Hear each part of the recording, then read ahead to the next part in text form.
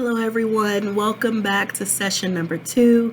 Today's topic is recognizing signs of stress and anxiety. This is a very important topic because the earlier we recognize these signs, symptoms of stress and anxiety, the sooner we can intervene and provide support. Time is everything when it comes to dealing with stress and anxiety. We don't want those symptoms to increase and get worse. And so the earliest we can recognize that in children, the sooner we can provide supports, whether they be in-house at school or outside of school, are things that you all do at home. So early intervention is important.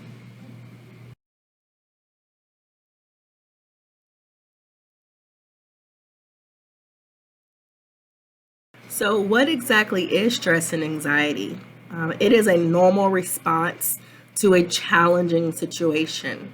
Again, it is a normal response physically and mentally to a challenging situation.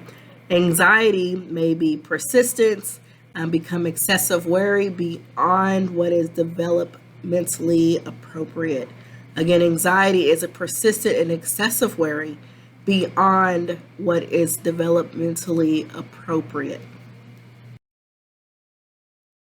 Some common causes of stress and anxiety: academic pressures, social challenges, family changes, peer relationships, extracurricular activities. Within those family changes, there could be a recent divorce, a death in the family, maybe there's some ongoing issues there. And so, so there's some of the causes to stress and anxiety. Of course, talking to your child about where that anxiety is for them is very important.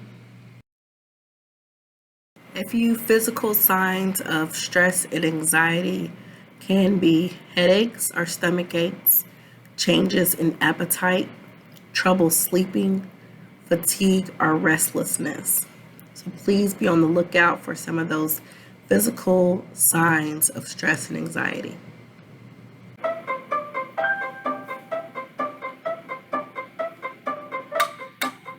I'm 10 years old. 12 years old. 12 years old. 10 years old.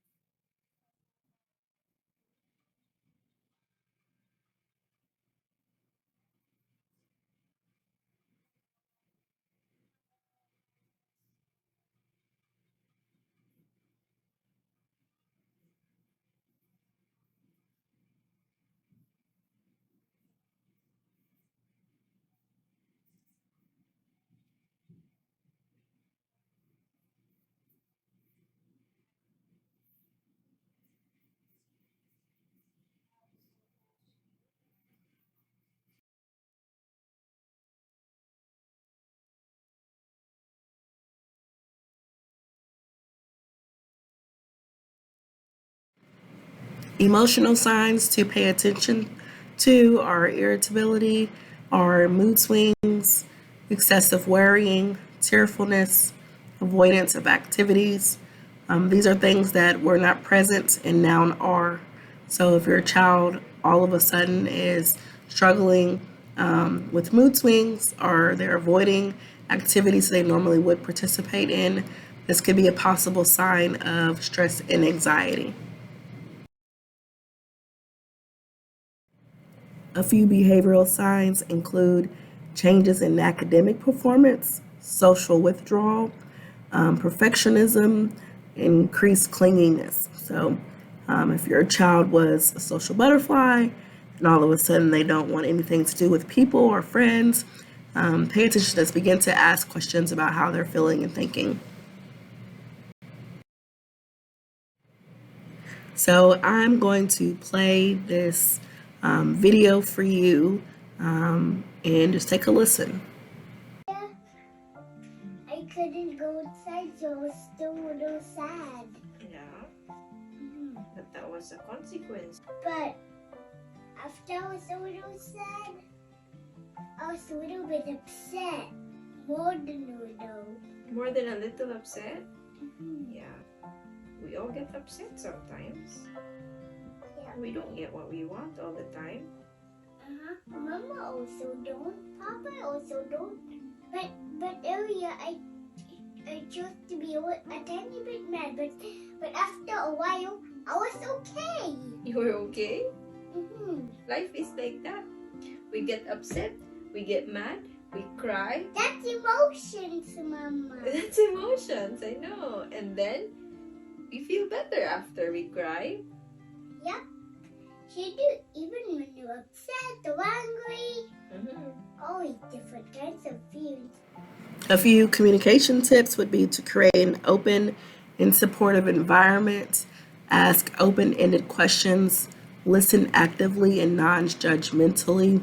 As you can see in that beautiful little clip there with this child, he is being able to express himself openly with his mom, and then mom is actively listening to what he has to say and responding as well.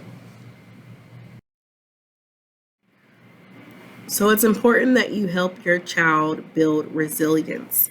That is simply helping them withstand in difficult moments. So you want to encourage problem solving skills. So you have to teach some of those skills to them, how to solve their problems. You can use think sheets.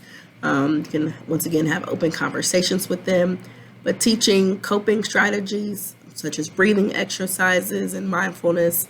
Our students here participate in a mindfulness class, and so they're learning some of these coping strategies already, and reinforce a growth mindset. So reinforcing the ability to grow and learn even in difficult times, such as having stress and anxiety. But you want to teach them how to get up from where they are and push past that, and to overcome.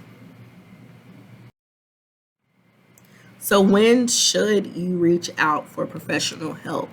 This is outside of school, so this will be a referral to an agency such as New Vista or Beaumont Behavioral Health. It's important that you make that step if there's persistent or severe symptoms happening with the stress and anxiety, that this becomes an interference on a daily basis, just in typical daily activity. So I'm supposed to be getting up to get dressed for school. I can't seem to manage that any longer. I am required to do chores, and I can no longer manage that anymore. And then there's an observable change in their behavior. Like, you are completely 100% sure that your child's behavior is completely different than it was a few weeks ago. They are moody, they're talking back, they are isolating themselves in their room, they are crying a lot, they're withdrawing from friends, they don't want to go to school, or when they get to school, the teacher says they're not working. Where this is continuous, probably more than even 2 weeks, this is going on, and even through conversation, maybe they're not opening up to you. My suggestion would be to refer them to an outside agency outside of school that can continue counseling services with them. I advise you to collaborate with school. Not all the time do we know things that are happening in our students' lives or how they are feeling. It is not often communicated with us sometimes, and maybe there's things happening at home that we are not aware of that could make sense for us here at school. So communicate with your teachers, your school counselors, Ms. Adams, me, the mental health specialist, so that we are able to connect with you. This little continuum, the parent, the student, the teacher, we all have to be in connection to one another to help benefit our students here. Please attend your parent-teacher conferences. Those are really important meetings for you to have with your teacher to better understand your child, and for your teacher to understand your child as well, so that you're both on the same page, and then working together to create a supportive environment for your child if they're dealing with stress and anxiety. This is very important to us. I know sometimes often I have a teacher who may say something to me about a student, and we don't know anything unless you all talk to us, collaborate with us, let us know what's happening so we can receive insight, and that the best way we can serve them in a better way. We can serve them better if we know. So a few resources for you all. Do check out books that are on child development and emotional well-being. There are parenting workshops around town, even just simple, conversations like this. There are support groups. There are school counseling services that we offer here at school. I know you all have seen my parent referral form. You can fill that out if you have a concern for your child.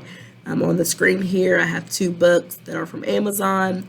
One is called Tiny Humans, Big Emotions. It's written by Alyssa Black Campbell, and as well as Lauren Stubble. And then there is the Whole Brain Child book written by Dr. Siegel and Dr. Bryson. So those are some books that you can check out on Amazon. But yes, please don't hesitate to reach out if you have questions about stress and anxiety for your kindergartner, 1st, 2nd, 3rd, 4th, or 5th grader. We are here to help you and answer any questions you may have. So one question I received was, what kind of supports does our school offer students who are dealing with stress and anxiety? I am one of the school counselors here. My role is the mental health specialist outside of Miss Adams, who is our school guidance counselor. We can provide one-on-one counseling services for your student. We can do check-ins where it's not ongoing, but we can just check in with them. We can provide them some tools, some regulation skills to deal with any type of symptom that they are experiencing while at school, communicating with teachers about how they can help and assist in the classroom when they are feeling stressed and overwhelmed. We can both refer you out to counseling agencies that can work with you. We can make that referral and then they will call you to set up the appointment. From there, you will take over.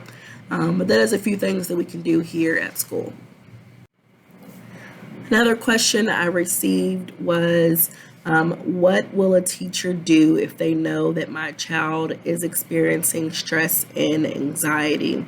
For the most part, teachers will refer your students through a referral process that we have here, and they usually do not do this until they've communicated with you. So once we reach out to you, this will not be the first time that you hear that, but they will make a referral for assistance from myself or Miss Adams, and we will either add them to our caseload after discussing with you that plan of action, or refer out or provide some tips and tools for home use.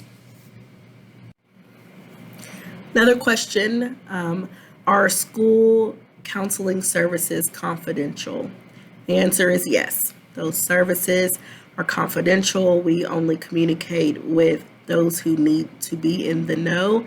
That would include your child's teacher and any other adults who may interact with them, let's say on a daily basis. Maybe they are in a small group, or maybe they're pulled out for intervention of some type.